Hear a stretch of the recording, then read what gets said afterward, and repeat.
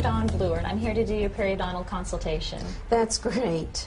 I heard that you have gum disease and you were told that you need gum surgery and you're looking for an alternative. That's right. I know you've probably been told about what gum disease is, but if you don't mind, I'd like to review that with you so I can talk about your periodontal treatment options and especially why people are choosing laser periodontal therapy as their periodontal treatment of choice. Okay. Let's take a look at this picture chart. This is a picture of what a healthy tooth looks like. This is what you see when you look in your mouth. That's the tooth. This is the root. This is the bone, and the gum lays over the bone and attaches to the tooth just above the bone level. Between the gum and the tooth is a pocket or a space. We measure that using a ruler. We call it a probe, which is in 3 millimeter increments. We measure between where the gum attaches to the tooth and the top of the gum. In a healthy situation, those pockets are very shallow. Really, we'd like to see them at 3 millimeters or less. In this picture, we have a healthy 2 millimeter pocket. What happens is the bacteria that's naturally in our mouth sticks to the teeth and lives off of the food that we eat, producing this white filmy stuff. That's called plaque. Plaque is soft, we can brush it and floss it away, but we're only human and we're going to miss some of it. The stuff that we miss is usually down below the gum line and in hard to reach areas. What happens is the bacteria that live inside of the plaque irritate the gums and the gums get a little bit puffy or inflamed, and what we have is some surface inflammation. This is called gingivitis.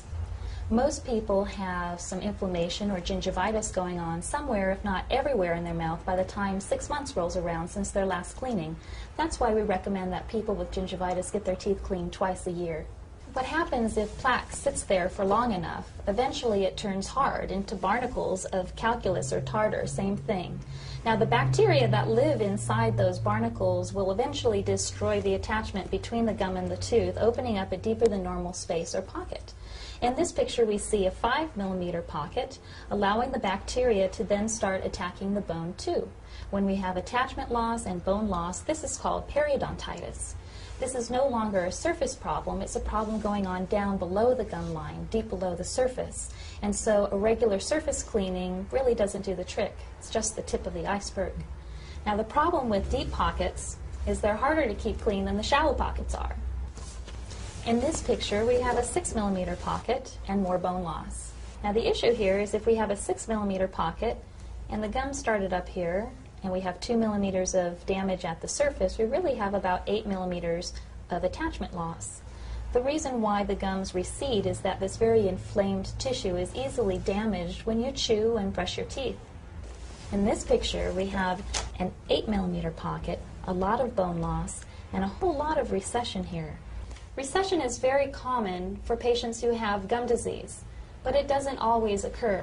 The big concern with periodontitis is as the pocket gets deeper and you lose more bone around the tooth can actually become loose and you can lose a tooth or teeth as a result of the disease. Let's take a look at this picture while we're talking about some of your treatment options for periodontal disease. Basically, we have 3. Conventional periodontal treatment includes scaling and root planing, otherwise known as deep cleaning, osteosurgery, otherwise known as gum surgery, and laser periodontal therapy, otherwise known as LANAP, or laser-assisted new attachment procedure, the first and only university-researched and FDA-approved laser periodontal treatment, requiring a specific laser and patented protocol to achieve it. Okay. Let's start with scaling and root planing. Basically, with scaling and root planing, it is a deep, aggressive cleaning. You're numb during the procedure so that we can get down to the bottom of the pocket and do a real thorough job cleaning the tooth. Now, the problem is that we have very limited access to get down to the bottom of the pocket, and we can't see down there, so we're basically working by braille. So we're likely going to miss some of the calculus, especially in the deeper pockets. Even in conjunction with the use of medication, we don't expect to see a strong fibrous reconnection or any bone improvement. If after scaling and root planing a deep pocket persists, the next conventional treatment option is to do gum surgery. Basically, if we still have a 6 millimeter pocket and we cut the gum here and take this piece away, we've left about a 2 millimeter pocket behind. The goal of gum surgery is to create shallow pockets with the hope that we can slow the progression of the disease process.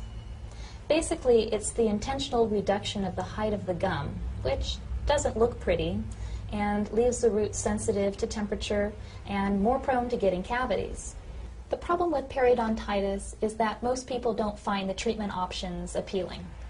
And unfortunately, there is no cure. Even the laser isn't a magic wand.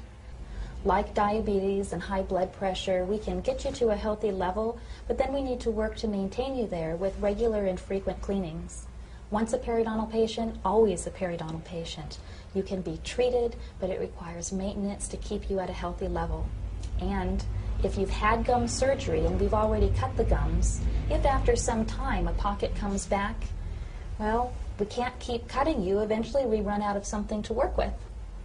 Now, the difference between gum surgery and laser periodontal therapy is basically the difference between treatment by amputation versus treatment by regeneration. With laser periodontal therapy, there is no intentional reduction of the height of the